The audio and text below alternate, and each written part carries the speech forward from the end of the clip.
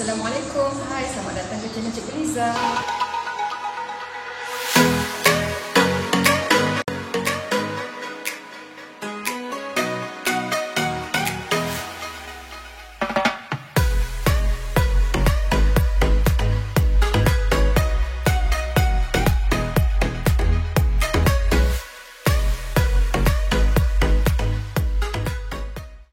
Assalamualaikum warahmatullahi wabarakatuh. Hai awak semua. Terliur tak tengok anak cikgu makan roti cheese tadi? Mereka memang suka makan roti. Bercakap pasal makan, apa ya tajuk kita pada hari ini? Jom kita lihat objektif pembelajaran pada hari ini. Di akhir video, awak diharapkan dapat menguraikan dan berkomunikasi tentang kelas makanan. Yang kedua, menguji kehadiran kanji, glukosa, protein dan lemak dalam makanan. Pertama, kita lihat 7 kelas makan. Okey, kita lihat apa yang berada dalam peti sejuk tu. Untuk mengingat dengan mudah 7 kumpulan makanan, kita boleh ingat 3 yang pertama, kemudian 3 yang kedua dan 1 yang terakhir. 3 yang pertama ialah kumpulan makanan seperti karbohidrat, protein dan lemak. Manakala 3 kumpulan yang diperlukan dalam kuantiti yang kecil oleh badan kita ialah vitamin, garam mineral dan pelawas. Dan yang terakhir sekali, air. Contoh makanan dalam kumpulan karbohidrat ialah nasi, ubi, roti, mi. Semua awak tahu kan? Okey, yang seterusnya untuk kelas protein pula, biasanya susu, daging, ikan, telur. Lemak pula terdiri daripada minyak, mentega, margarin. Makanan dari kelas vitamin ialah kebanyakannya sayuran dan buah-buahan. Mineral boleh didapati daripada garam dan juga makanan laut, seaweed. Seterusnya pelawas. Pelawas boleh didapati dari tumbuh-tumbuh daripada unsur tumbuhan, iaitu sayur-sayuran dan buah-buahan. Dan air terdiri dari air putih dan juga jus-jus buah-buahan. Sekarang kita nak lihat fungsi kelas makanan. Karbohidrat diperlukan untuk membakalkan tenaga. Protein pula baiki tisu yang rosak, bina tisu yang baru. Lemak digunakan sebagai penebat haba dan juga melindungi organ seperti jantung, hati, organ dalaman badan. Vitamin dan garam mineral pula adalah untuk mengekalkan kesihatan. Biasanya orang yang tidak cukup masa untuk, atau orang tidak gemar memakan sayur-sayuran, mengambil vitamin dalam bentuk pil. Senang saja kan? Terus makan dan minum. Telan pil tersebut dan minum air. Pelawas pula berfungsi untuk merangsang peristalsis. Apa itu peristalsis? Peristalsis proses pengecutan dan penganduran di sepanjang salur alimentari dan boleh mengelakkan sembelit. Kita hanya makan nasi dengan lauk saja, sayur kita tak ambil, buah kita tak ambil. Bila nak buang air besar susah kan? 1 jam dalam bilik air tak keluar-keluar. Tapi kalau kita makan terlalu banyak, petik 1 biji kita faham, petik 1 biji kita makan seorang, 1 biji kita je tak sampai 1 minit dah keluar, tak sempat pergi tandas dah keluar. Jadi mesti sederhana, ikut piramid makanan. Makan mengikut makan secara sederhana, tidak boleh berlebih-lebihan. Air pula adalah sebagai pelarut bahan kimia. Unsur yang terdapat dalam kelas makanan karbohidrat, lemak dan protein. Ketiga-tiga kelas makanan ini mengandungi unsur C iaitu karbon, H iaitu hidrogen dan O iaitu oksigen. Untuk kelas makanan protein, dia mengandungi unsur N iaitu nitrogen. Okey, di sini terdapat 3 contoh karbohidrat, iaitu kanji, glikogen dan selulosa. Kanji merupakan makanan simpanan tumbuhan. Manakala glikogen pula ialah makanan simpanan haiwan. Selulosa pula membentuk dinding sel tumbuh. Fungsi lain protein adalah untuk mensintesis enzim, hormon dan juga antibodi. Lemak juga dapat memberi fungsi yang pelbagai, iaitu sebagai penyumbat haba, sebagai sumber dan simpanan tenaga yang tinggi, bekalkan 2 kali ganda tenaga berbanding karbohidrat. Dia juga melindungi organ dalaman seperti ginjal dan jantung.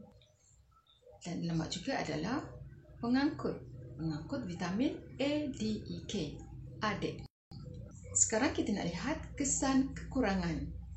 Jika kita mengambil atau kurang mengambil kelas-kelas makanan tersebut, kelas-kelas makanan ini, maka badan kita akan mengalami gejala kesan kekurangan. Kekurangan vitamin A akan menyebabkan rabun malam dan juga penyakit kulit.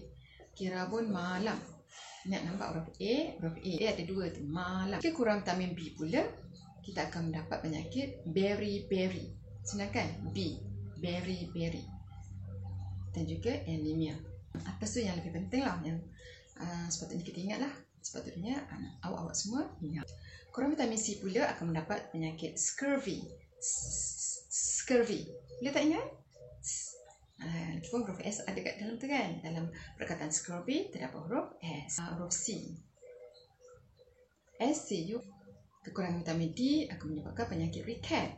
Penyakit ricket dialami oleh kanak-kanak di mana pembentukan tulangnya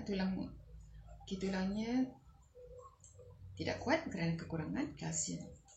Kekurangan vitamin D menyebabkan tulangnya lembut, disebabkan oleh berat badan yang menekan, atau berat badan menyebabkan tulang yang membengkok sedikit kerana tulangnya tidak berapa kuat kerana kekurangan vitamin D.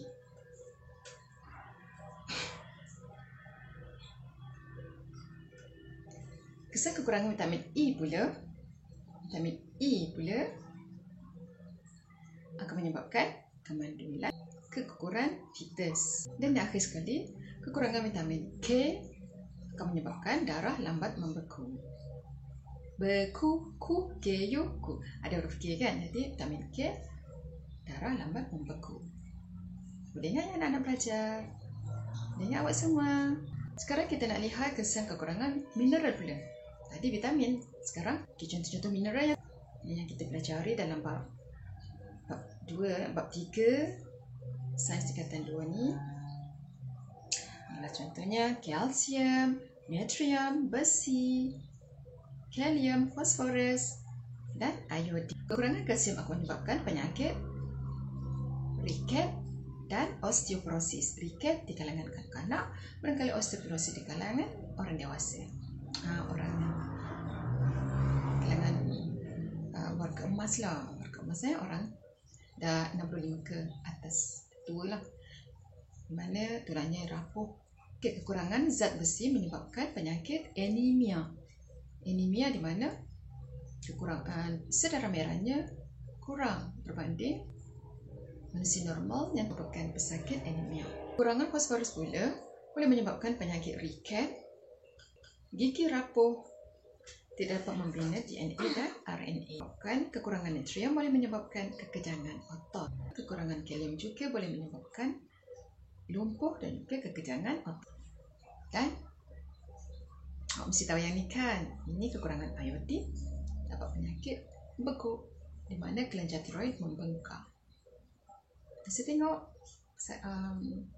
sakit orang yang mendapat bekuk, kelenjar tiroidnya membengkak. Ini gambar rajahnya. Pesakit anemia mempunyai kekurangan oksigen kerana kekurangan sedara merah untuk mengangkut oksigen. Hemoglobin juga kurang dibina dalam darah kerana kekurangan zat besi. Penyakit kekurangan protein dinamakan kwashiorkor. Pasal tak ada O, maka protein pun ada O, jadi senang tak untuk awak ingat. Mesti boleh ingat ya. Kwashiorkor, protein, kurang protein dapat penyakit kwashiorkor. Penyakit kwashiorkor disebabkan oleh kekurangan protein. Boleh ya? Beriberi, kekurangan vitamin B. Scurvy, kekurangan vitamin C. Scurvy di mana gusi mudah berdarah. Dan ricket Yang tadi Cik sudah terangkan tadi kan. Riket mana tulangnya sedikit bengkok, tidak okey kerana kekurangan kalsium. Nampaknya kita dah sampai ke objektif yang kedua, iaitu ujian memakan. Okey, untuk menguji kumpulan kanji atau kelas makanan kanji, larutan apa yang diperlukan? Ya, larutan iodin. Larutan iodin warnanya adalah perang, macam ubat luka tu. Warna perang. Bila kita titiskan ke atas sampel makanan yang mengandungi kanji, maka warna perang tadi akan bertukar kepada warna biru tua. Okey, biru kehitaman. Sekarang kita lihat pula protein.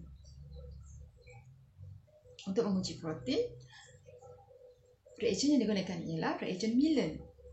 Reagen Millen di mana apabila reagen Millen dititiskan ke atas sampel makanan yang mengandungi protein seperti albumin, putih telur, maka mendakan putih akan terbentuk, dan apabila kita panaskan dalam kukus air, larutan tadi dimasukkan dalam tabung didih, maka dan dimasukkan ke dalam bikar yang mengandungi air yang kita panaskan dalam kukus air itu, maka kita akan dapati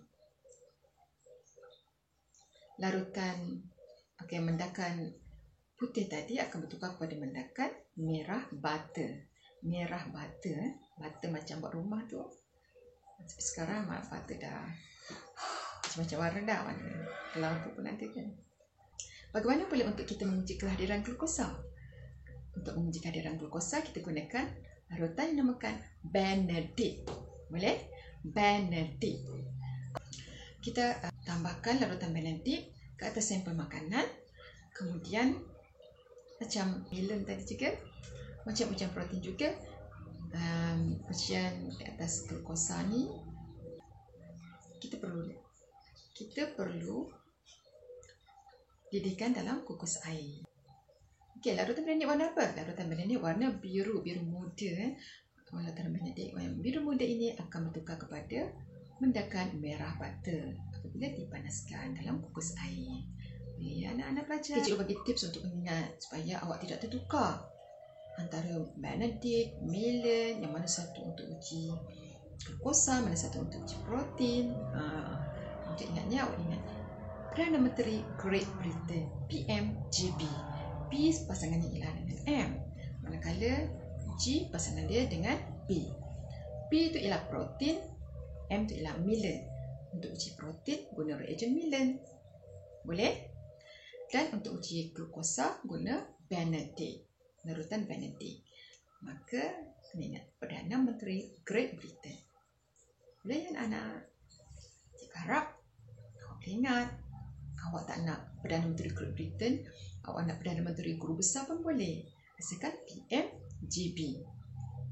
Satu lagi untuk ujian lemak. Ujian lemaknya ada dua jenis. Pertama, ujian emulsi. Dan yang kedua, ujian tumpuk gris. Ujian emulsi, kita sampel makanan, contohnya minyak masak, dan kita letakkan etanol. Kemudian, letakkan air suling dan goncang. Setelah kita goncang, kita akan dapati warna keruh atau larutan keruh akan terhasil.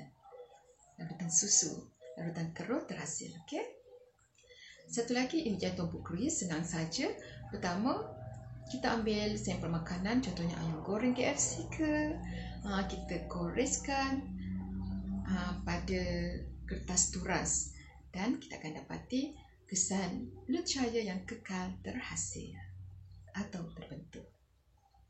Dah habis kita ni. Anak-anak pelajar dah dapat faham apa yang cikgu ajar daripada awal sampai akhir? Okay, kalau dah faham, kita teruskan ke segmen uji minda. Okey, soalan pertama. Namakan kelas makanan. Ya, kalau anak-anak pelajar dah ingat kelas makanan, senang je jawab soalan. Mengawal suhu badan, mestilah air. B. Menyembuhkan tisu-tisu yang rosak, semestinya protein. C.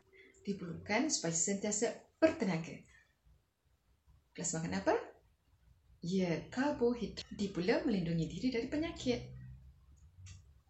Okey, untuk mengekalkan kesihatan, kita perlukan vitamin dan garam mineral. Vitamin dan mineral. Soalan kedua, namakan penyakit yang disebabkan oleh kekurangan vitamin berikut. Okey, vitamin A. Apa penyakitnya? Semestinya rabun malam. Okey, dia ikut turutan ni ABCD. Jadi senang ya. Okey, untuk vitamin B, kekurangan vitamin B akan menyebabkan penyakit beriberi, bukan biri-biri, beriberi. Okey. Okey, kekurangan vitamin C, scurvy. Ya, penyakit scurvy. Dan yang terakhir penyakit kekurangan vitamin D akan menyebabkan penyakit ricket. Okey. Okey, kita teruskan pada soalan yang ketiga. Nyatakan kesan kekurangan mineral. Nyatakan kesan kekurangan mineral berikut pada kesihatan kita. Okey, A mineralnya ialah iodin. Jika kita kurang iodin, kita dapat penyakit apa tadi? Bergo. Okey, bagus. Okey, yang B, kekurangan besi. Zat besi ya. Dia kadang-kadang ditulis besi je. Kadang zat besi. Okey, kekurangan zat besi akan menyebabkan penyakit anemia.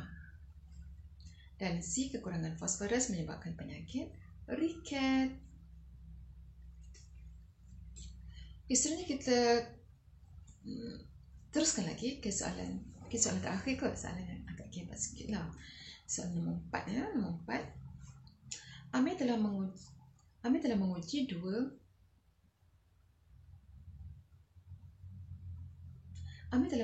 jenis makanan menggunakan larutan iodin dan larutan Benedict. Berikut adalah hasil pemerhatian. Pertama, menggunakan nasi. Nasi telah bertukar warna kepada biru tua apabila diuji dengan iodin. Manakala nasi kekal biru bila diuji dengan larutan Benedict. Seterusnya, madu kekal warna perang apabila ujian iodin dijalankan. Dan mendakan merah bata terbentuk apabila diuji dengan larutan Benedict. Soalan A. Jelaskan cara Amir melakukan ujian Benedict. Okey, pelajar perlu tulis. Pertama, sedikit madu dimasukkan ke dalam tabung uji. Kemudian 2 ml larutan Benedict ditambah. Okey, larutan dipanaskan dalam tabung titik menggunakan kukus air. Dan terakhir, perubahan warna diperhatikan. Soalan kedua, bina satu jadual yang jelas untuk menunjukkan keputusan yang diperoleh Amira dalam kedua-dua ujian makanan. Pelajar perlu melukis jadual 3 kolom, 3 lajur dan 2 baris. Dan di lajur kita tulis makanan, ujian dan pemerhatian. Di baris pula nasi dan madu. Untuk ujian, setiap makanan perlu dilakukan dengan 2 ujian, iaitu ujian iodin dan ujian Benedict. Maka tulis nasi untuk ujian iodin, untuk ujian Benedict. Madu untuk ujian iodin, untuk ujian Benedict. Dan soalan yang terakhir iaitu C. Kesimpulan yang dapat dibuat oleh Amir. Okey, masa ujian nasi tadi, dia menggunakan iodin dan mendapati nasi bertukar kepada biru tua. Maka, apa yang hadir? Nasi mengandungi ganji.